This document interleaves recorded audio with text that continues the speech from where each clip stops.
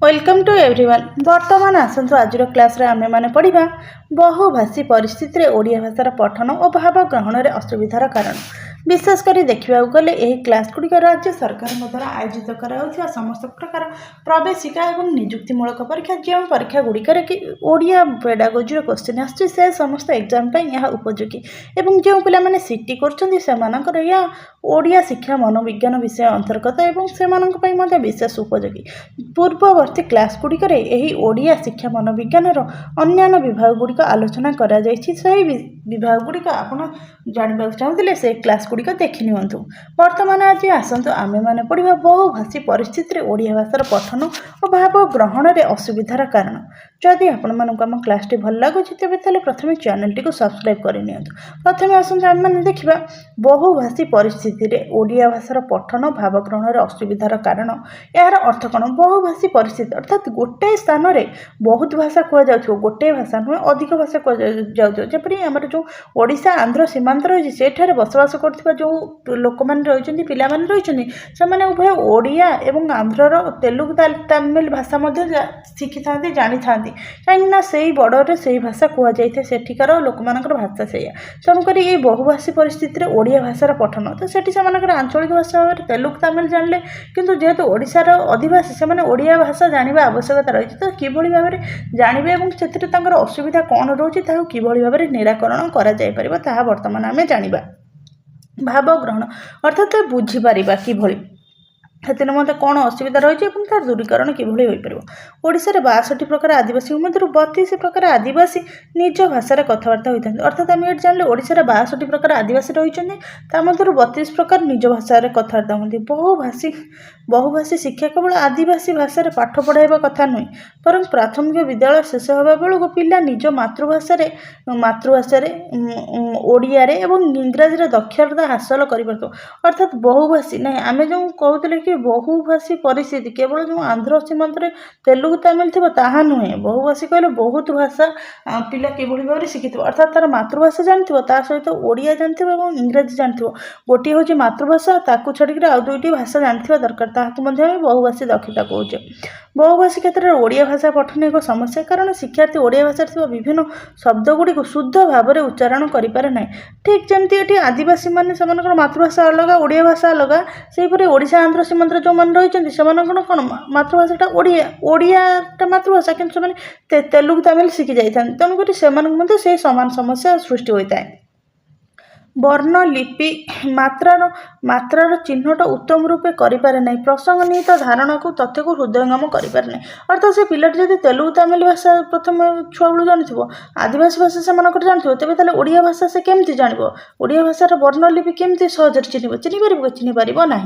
उदाहरण स्वरूप गजपति जिलार जड़े बालक गुम्मा ब्लॉक रे बास करे निज परिवार से सौरा भाषा भाव विनिमय करें घर बाहर से अधिकांश समय तेलुगु भाषाभाषी व्यक्ति संस्पर्श आसता है। देखो ये गजपति जिलार गोटे छुआ से कौन कर गुम्मा ब्लॉक रे रहुची से परिवार रे कौन निजर सौरा आदिवासी भाषा भाव विनिमय कथबार्ता कर घर बाहर तो सेठी कौन तेलुगु भाषाभाषी लोक अच्छा गजपति को लगे कौन तमिल लोक रही तेणुक से सहित कथबार्ता करते किंतु विद्यालय ओडिया भाषा सेम जिन बर्तमान जो जिनसा मुझे बुझेली मात्र विद्यालय ओडिया भाषा लिखित पाठ्यपुस्तक पढ़ी बुझा मन रखा परीक्षा निर्भुल उत्तर लिखि पास करने आह्वान मुकाबला करा पड़ता जेहेतु निज मातृभाषा पढ़ार सुजोग न पाई अन्य भाषा ओडिया भाषा से पाठ पढ़ती तेणु कौन करते से मातृभाषा कौन से आदिवासी से सौरा भाषा कि सौरा भाषा पढ़ला सौरा भाषा पढ़ला ना कि निज घरे सौरा भाषा से भाव विनिमय कला कि घर बाहर तेलुगु भाषा गजपति जिला जेहेतु तमिल लगे रही तेलुगु भाषा कथबार्ता कला बुझला किंतु विद्यालय को एले ओडिया भाषा पढ़ा पड़े तेणुकर विभिन्न प्रकार समस्या सृष्टि हे तो से समस्या गुड़िक कौन से गुड़िक आम बर्तमान जाना। जेहेतु निज मातृभाषा पढ़ार सुजोग न पाई अन्य भाषा से पाठ पढ़ती तेणु से ओडिया भाषा कथन दक्षता कम ओडिया भाषा कथा कहले कि न कही पार से तेणुकर से भाषा दक्षता कम कहीपर कठिन परिश्रम कर शब्द को शब्द पढ़ती ए शब्द सहित से परिचित न था तेणुक ये शब्द पढ़ाई बहुत कष्ट होता है से निर्भुल भाव में वाक्य गठन करपारती ना अर्थात निर्भुल वाक्य गठन करपारती ना से शब्द भंडार सीमित अर्थात से ओडिया भाषा सहित कौन संपर्क ना से सौरा भाषा जानले ତେଲୁଗୁ ଭାଷା ଜାଣିଲେ ଓଡ଼ିଆ ଭାଷାରେ ଶବ୍ଦ ଭଣ୍ଡାର କିଭଳି ବୃଦ୍ଧି ପାଇବ? ଶବ୍ଦ ଭଣ୍ଡାର ମଧ୍ୟ ସୀମିତ ବା କମ୍। ଯଦିଓ ସେମାନେ ଆଂଶିକ ଭାବରେ ପାଠ୍ୟପୁସ୍ତକ ବୁଝିପାରନ୍ତି, ତଥାପି ଏକ ସହଜ ପ୍ରଶ୍ନର ଉତ୍ତର ଗ୍ରହଣୀୟ ଭାଷାରେ ତିଆରି କରିପାରନ୍ତି ନାହିଁ।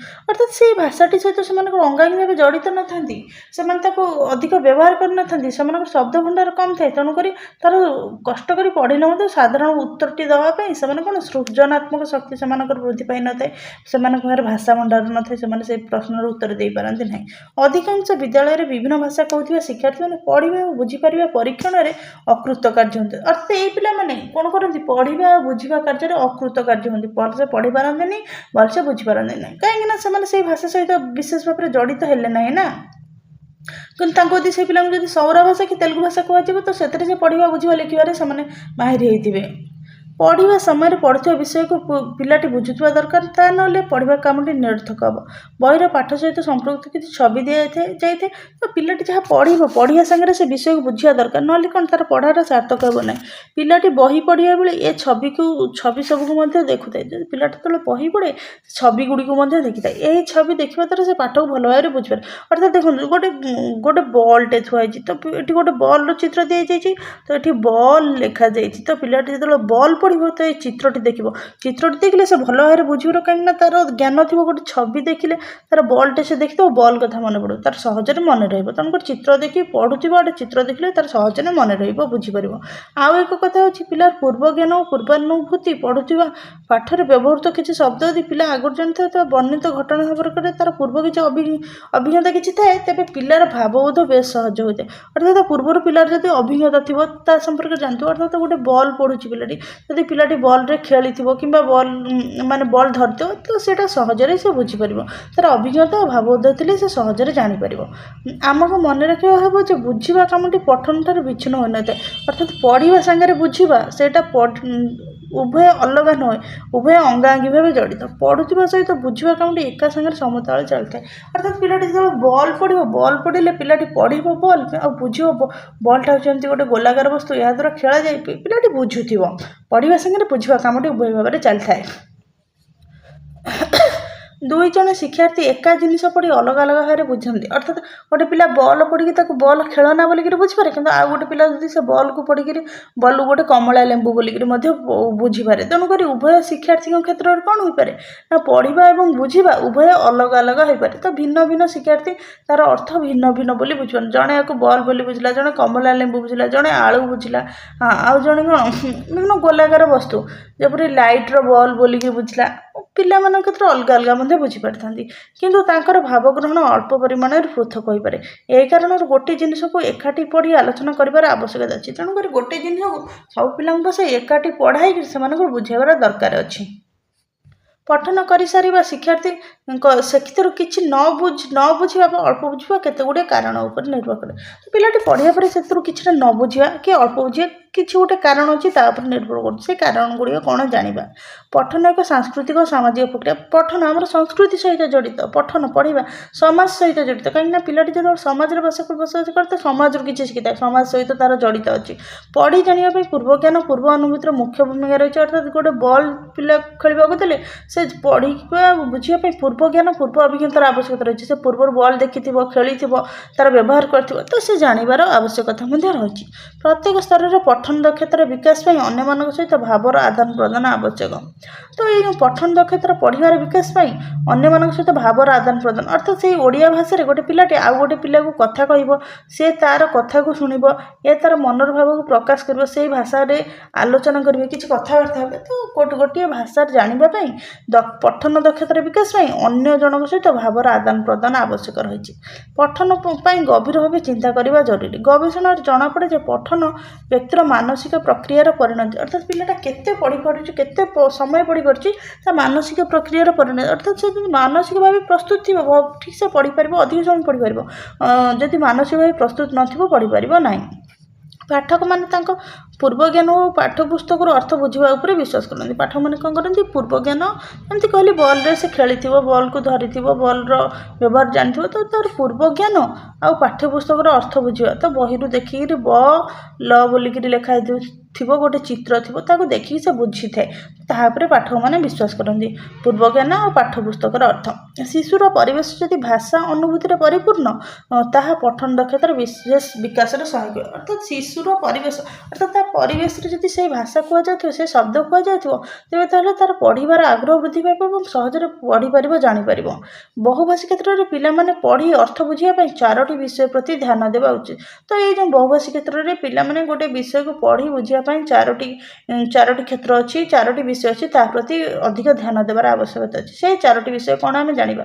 ଗୋଟିଏ ହେଉଛି ତା'ର ଅର୍ଥ, ଗୋଟିଏ ହେଉଛି ଧାରଣାର ଗଠନ ଆଉ ବ୍ୟାକରଣ, ନିଜ ଅନୁଭୂତି ସହ ସମ୍ପର୍କ ଥିବା ବିଷୟ, ଅକ୍ଷର ଓ ଧ୍ୱନି ସହ ପରିଚୟ। ତ ଏଇ ଯେଉଁ ଦକ୍ଷତା ରହିଛି, ଏ ଦକ୍ଷତାଟା ଯେଉଁ ଭାଷାର 9ଗୋଟି ଦକ୍ଷତା ଥିଲା, ଭାଷାର 9ଗୋଟି ଦକ୍ଷତାରେ ଆମେ ମଧ୍ୟ ପଢ଼ିଛେ। ତ ସେଇ କ୍ଲାସ୍ଟି ଆପଣମାନେ ଦେଖିଲେ ମଧ୍ୟ ଜାଣିପାରିବେ। ବହି ପଢ଼ି ବୁଝିବା ପାଇଁ କେତେଗୁଡ଼ିଏ ଉପାୟ ଅଛି, ଯେଉଁଟାକି ବହୁଭାଷୀ କ୍ଷେତ୍ରରେ ବହୁତ ସାହାଯ୍ୟ କରିଥାଏ। ପଠନ ଦକ୍ଷତା ଯେଉଁ କହିଥିଲି 9ଟି ଯେଉଁ ଧାରଣା ଅଛି, ତ ସେଇଟା ପୂର୍ବ କ୍ଲାସ୍ରେ ଅଛି, ଆପଣମାନେ ଦେଖିନେବେ। ତ ଆଉ କେତେଗୁଡ଼ିଏ ଉପାୟ ଅଛି ଯାହାକି ଆମକୁ କ'ଣ ବହୁଭାଷୀ କ୍ଷେତ୍ରରେ ପିଲାମାନଙ୍କୁ ପଢ଼ିବା ପାଇଁ ପଠନ ଦକ୍ଷତାର ବୃଦ୍ଧି ପାଇଁ ସାହାଯ୍ୟ କରିଥାଏ। ତାହା କ'ଣ ଦେଖିବା। ପିଲା ନିଜର ପୂର୍ବ ଜ୍ଞାନ ବହି ପଢ଼ି ଯାହା ବୁଝିଲା ଉଭୟକୁ ବିଚାର କରି ବହିର ବିଷୟବସ୍ତୁ ସମ୍ପର୍କରେ ଅନୁମାନ କରିପାରିବ। ତ ସେ ବଲ୍ରେ ଖେଳୁଥିବ, ବଲ୍ କଥା ତା'ର ପୂର୍ବ ଜ୍ଞାନ, ବଲ୍ରେ ଖେଳୁଥିଲା, ବଲ୍କୁ ଧରିଥିବ, ତା'ର ବ୍ୟବହାର କରିଥିବ। ତ ତା ସହିତ ବହିରେ ବଲ୍ର ଚିତ୍ର ଦେଖିଲା, ବଲ୍ର ଲେଖା ଦେଖିଲା, ତ ତାକୁ ଦେଖି ସେ ବିଷୟବସ୍ତୁ ଉପରେ ଜାଣିପାରିବ। ଅର୍ଥାତ୍ ଏଇଟା ଗୋଟେ ବଲ୍, ଏଥିରେ ଖେଳାଯାଏ, ତ ବ୍ୟାଟ୍ରେ ଖେଳାଯାଏ, ଏହାର ଆକାର ଗୋଲାକାର, ତ ତା'ର ବିଷୟବସ୍ତୁ ସମ୍ପର୍କରେ ଅନୁମାନ କରିପାରିବ। ବହିର ପ୍ରସଙ୍ଗର କିଛି ଅଂଶ ପଢ଼ି ପରବର୍ତ୍ତୀ ଅଂଶରେ କ'ଣ ବର୍ଣ୍ଣନା ହୋଇଥାଇପାରେ ତାହା ଅନୁମାନ କରିବେ। ଅନୁମାନ ଭୁଲ କି ଠିକ୍ ପରବର୍ତ୍ତୀ ଅଂଶ ପଢ଼ି ନିଶ୍ଚିତ। ଅର୍ଥାତ୍ ପିଲାଟି ଗୋଟେ ବିଷୟ ପଢ଼ିଲା, ଅର୍ଥାତ୍ ସେ ବଲ୍ ସମ୍ପର୍କରେ 2 ସାଙ୍ଗ ଥିଲେ, ପ୍ରଥମ ସାଙ୍ଗଟି ଗୋଟେ ବଲ୍ ଆଣିଲା, ଦ୍ୱିତୀୟ ସାଙ୍ଗଟିକୁ ବ୍ୟାଟ୍ ଧରିଲା। ତ ପିଲାଟି ଏଇଠୁ ଅନୁମାନ କରିପାରିବ ପରବର୍ତ୍ତୀ ବିଷୟରେ କ'ଣ, ପରବର୍ତ୍ତୀ ଆଗକୁ କ'ଣ ଥିବ ସେ ବଲ୍ ସମ୍ପର୍କରେ। ସେମାନେ ବଲ୍ ବ୍ୟାଟ୍ରେ, ଜଣେ ବୋଲିଂ କଲା, ଜଣେ ବ୍ୟାଟିଂ କଲା, ସେମାନେ ଖେଳିଲେ, ଆଉ ଗୋଟେ ଷ୍ଟମ୍ପ ଲାଗିଥିଲା, ଷ୍ଟମ୍ପରେ ଯଦି ବଲ୍ ବାଜିଲା ତାହେଲେ ସେ ଆଉଟ୍ ହେଲା। ତ ଏଇଟା ଅନୁମାନ କରିପାରିବ ପିଲା, ଆଉ ପରବର୍ତ୍ତୀ ପ୍ୟାସେଜରେ ବା ପରବର୍ତ୍ତୀ ସ୍ତରରେ ପଢ଼ିଲେ ମଧ୍ୟ ସେଇଟା ଲେଖାଥିବ, ସେ ଜାଣିପାରିବ। ପିଲାମାନେ କେଉଁ ଅଂଶଟିକୁ ମନ ଦେଇ ପଢ଼ିବେ, କେଉଁ ଅଂଶଟି ଶୀଘ୍ର ପଢ଼ିଲେ ଚଳିବ ସ୍ଥିର କରନ୍ତି, କେଉଁ ଅଂଶ ନ ପଢ଼ିଲେ ହେବ, କେଉଁ ଅଂଶ ବାରମ୍ବାର ପଢ଼ିବା ଦରକାର ତାହା ମଧ୍ୟ ପିଲା ସ୍ଥିର କରିବେ। ଅର୍ଥାତ୍ ପିଲାଟି ନିଜେ ସ୍ଥିର କରିବ। ଅର୍ଥାତ୍ ସେ ଜାଣିଛି ବଲ୍ ବ୍ୟାଟ୍ ଏଇଭଳି ଭାବରେ ଖେଳ ହୋଇଥାଏ, ତ ସେଥିରେ କ'ଣ ଜଣେ ବାରମ୍ବାର ଲେଖିବ ନାହିଁ, କି ଜଣେ ବ୍ୟାଟିଂ ବାରମ୍ବାର କଲା, ଜଣେ ବୋଲିଂ ବାରମ୍ବାର କଲା, ଲେଖିବ ନାହିଁ। ତ ବାସ୍ ଓଭରାଲି ପିଲା ବୁଝିଯିବ ଯେ ଗୋଟେ ଓଭରରେ କେତୋଟି ବଲ୍ ଥାଏ, 6ଟି ବଲ୍ ଥାଏ। ଯଦି ସେ ସମ୍ପୂର୍ଣ୍ଣ ଗୋଟେ ତଥ୍ୟ ଦିଆଯାଇଥିବ ଯେ 4 ଓଭରରେ ଏତିକି ରନ୍ କଲା, ତ ପିଲାଟି ଜାଣିଯିବ ଯେ ଗୋଟେ ଓଭରରେ 6 ବଲ୍ ବୋଲିକିରି। ତ ସେଠି ଆଉ ତାକୁ କହିବାକୁ ପଡ଼ିବନି ଯେ ବାରମ୍ବାର ଗୋଟେ ଓଭରରେ 6 ବଲ୍ ବୋଲିକିରି, କି ବାରମ୍ବାର କହିବାକୁ ପଡ଼ିବନି ଜଣେ 6 ଥର ବୋଲିଂ କଲା କି 6 ଥର ବ୍ୟାଟିଂ କଲା ବୋଲିକି। ତେଣୁକରି ପିଲା ନିଜେ ସ୍ଥିର କରିବ, ନିଜେ ଜାଣିପାରିବ କେଉଁ ଅଂଶଟି ପଢ଼ିବା ଦରକାର, ନ ପଢ଼ିବା ଦରକାର, ତ କେଉଁ ଅଂଶ ବାରମ୍ବାର ପଢ଼ିବା ଦରକାର ନୁହେଁ। ଦରକାର ଅର୍ଥାତ୍ ଗୋଟେ ଯେଉଁ ଯଦି ୱିକେଟ୍ ଯାଇଥିବ, ପିଲାଟି ବାରମ୍ବାର ତାକୁ ପଢ଼ିବ, ୱିକେଟ୍ କେତେ କିଭଳି ଭାବରେ ସେ ବୋଲିଂ କଲା, ୱିକେଟ୍ ଗଲା ଲେଖାଥିବ, ତ ସେଇଟାକୁ ସେ ବାରମ୍ବାର ପଢ଼ିବ। ତ ପିଲା ନିଜେ ଚେଷ୍ଟା କରିବ, ଜାଣିପାରିବ ଯେ ସେ କେଉଁ ଅଂଶଟି ପଢ଼ିବ, କେଉଁ ଅଂଶଟି ବାରମ୍ବାର ପଢ଼ିବ ନାହିଁ। ବହିର ପ୍ରକାର ଅନୁସାରେ କେଉଁ ବହିରୁ କେଉଁ ପ୍ରକାର ତଥ୍ୟ ମିଳିବ ତାହା ବୁଝିବାକୁ ଚେଷ୍ଟା କରିବେ। ତ ବହି ଦେଖିକିରି ଜାଣିପାରିବ ଯେ ବୁଝିପାରିବ କିଛି ଅଂଶରେ କେଉଁ ବହିରୁ କେଉଁ ପ୍ରକାର ତଥ୍ୟ ମିଳିବ। ଯେମିତି ପରିବେଶ ବହିରୁ ପରିବେଶର ତଥ୍ୟ ମିଳିବ, ଗଣିତ ବହିରୁ ଗଣିତର ତଥ୍ୟ ମିଳିବ, ବିଜ୍ଞାନ ବହିରୁ ବିଜ୍ଞାନର ତଥ୍ୟ ମିଳିବ। ଭଲ ପାଠକମାନେ ନିଜ ସମସ୍ୟା ପାଇଁ ନିଜେ ସମାଧାନର ବାଟ ଖୋଜନ୍ତି। ସେମାନେ ତାଙ୍କ ପଢ଼ିବାର ଧାରା ବେଗ ସ୍ଥିର କରିବେ। ସେମାନେ ଭଲ ପାଠକ, ସେମାନେ କ'ଣ ନିଜ ପଢ଼ିବାର ଧାରା ବେଗ ପାଇଁ, ନିଜ ସମସ୍ୟାର ସମାଧାନ ପାଇଁ ଅନ୍ୟ ଉପରେ ନିର୍ଭର କରନ୍ତିନି। ସେମାନେ ନିଜେ ନିଜର ସମସ୍ୟା ସମାଧାନ କରିବାକୁ ଚାହାନ୍ତି ଏବଂ ତାହା ମଧ୍ୟ ସମାଧାନ କରିଥାନ୍ତି। ବହିରେ ଲମ୍ବା ଅନୁଚ୍ଛେଦରୁ ସାରମର୍ମ ବାହାର କରିବେ। ଅର୍ଥାତ୍ ପଢ଼ିବା ପରେ ବହିରେ ଯେଉଁ ଲମ୍ବା ଅନୁଚ୍ଛେଦ ଥିବ, ତ ସେଥିରୁ ସେ ସାରମର୍ମ ବା ସାର କଥାଟା କ'ଣ ବାହାର କରିଦେଇପାରିବେ। ପିଲାମାନେ ପଢ଼ିଥିବା ଅଂଶର ପ୍ରଶ୍ନ ଉତ୍ତର କରିପାରିବେ। ଏଥିପାଇଁ ପଢ଼ିବା ବେଳେ ବୁଝି ବୁଝି ପଢ଼ନ୍ତି। ତ ପିଲାମାନେ ଯେତେବେଳେ ପଢ଼ୁଥାନ୍ତି, ପଢ଼ିବା ସମୟରେ ବୁଝି ବୁଝି ପଢ଼ିଲେ ସେମାନେ ଯେତେବେଳେ ପ୍ରଶ୍ନ ଉତ୍ତର ଆସିବ, ତ ପ୍ରଶ୍ନ ଉତ୍ତର କରିପାରିବେ। ଶିକ୍ଷାର୍ଥୀମାନଙ୍କର ପଠନ ଅବବୋଧ ପାଇଁ ଶିକ୍ଷକ ସାହାଯ୍ୟ କରିବେ। ତ ଶିକ୍ଷାର୍ଥୀମାନଙ୍କର ପଠନ ଅବବୋଧ ଅର୍ଥାତ୍ ବୁଝିବା ପାଇଁ ଶିକ୍ଷକ କ'ଣ କ'ଣ ସାହାଯ୍ୟ କରିବେ ତାହା ଆମେ ବର୍ତ୍ତମାନ ଜାଣିବା। ପିଲାମାନଙ୍କୁ ଗପ ଶୁଣାଇ କହିବାକୁ ସୁଯୋଗ ଦେବେ। ଅର୍ଥାତ୍ ପିଲାଟା ଯେତେବେଳେ पढ़ी से बुझला कि नहीं जाना पिला से विषय गप आगे कहवाई कहते कहीं गप आगे कहले पिलाटी सहजरे कहीपर गप विषय से कौन बुझिले कहे ता विषय कौन बुझिले कहे ए गपटे कौन भल लगे प्रश्न करेंगे अर्थात जो विषय कि गपटे थी विषय पिला कौन भल लगे प्रश्न पचारे पिलाटी जहाँ बुझी कह गप पढ़ा पूर्व पर गपटर मुख्य तथ्य जानापी साहय करेंगे अर्थात तार मुख्य अंश कौन जानापी साहय करें जमी आम गोटे गप पढ़ी मांकड़ कुंभीर गप तो सेठी कौन मांकड़ कुंभीर सहित मित बसी से तार कलिजा नाक चाहिए मांकड़ तार बुद्धि बल गछ को फेरी आसला और कुंभीर बोका बनला तो से तार जो सारा कथा मांकड़ निजर बुद्धि बल जीवन बचाई पारा तो सारा कथाटा जानीपारे एवं शत्रु अचिन्हा लोक केवे विश्वास करिब नाही ताहा मध्ये पिलामाने जानिबे पठन अंतर्निहित धारणार अवबोध एक गुरुत्वपूर्ण भूमिका निर्वाह करे अर्थात जो पढ़ारे जो विषय थाए धारणा अर्थात तो धरिबा अवबोध बुझीबा यहाँ कौन गोटे गुरुत्वपूर्ण भूमिका तो यहाँ मोस्ट इम्पोर्टाट जिनस पढ़ा और बुझा तार अर्थ जाना बहुभाषी परिस्थिति में ओडिया भाषार पठन और से पठन भाव ग्रहण करने शिक्षार्थी मैंने निजे चेष्टा करने सहित शिक्षक अभिभावकों प्रेरणा एक क्षेत्र में अधिक तात्पर्य जेहेतु पिलाने दुई तीन भाषा निज चतुर्वर्ष देखी था तेणुक ओडिया भाषा से पढ़ा बुझा से ध्यान देवा जी दरकार ता सहित परिवेश शिक्षक और अभिभावक ध्यान देवार आवश्यकता रही तो यहाँ ही पिलामानकर बहुभाषी क्षेत्र में मातृभाषा शिक्षा और पठनर अवबोध और किभली भाव में मातृभाषा पठन करें बुझीपारे पढ़ीपारे और ताहार सारांश अवबोध करें से संपर्क में जदि आपण क्लास भल लगे चैनल को सब्सक्राइब करूँ परवर्ती क्लास रे आमे माने पढ़ा आमर ये जो ओडिया पेडागोजी रही 4टी कौशल अर्थात जो कही सुक बोले शुणा कहवा पढ़ा लेखिबा।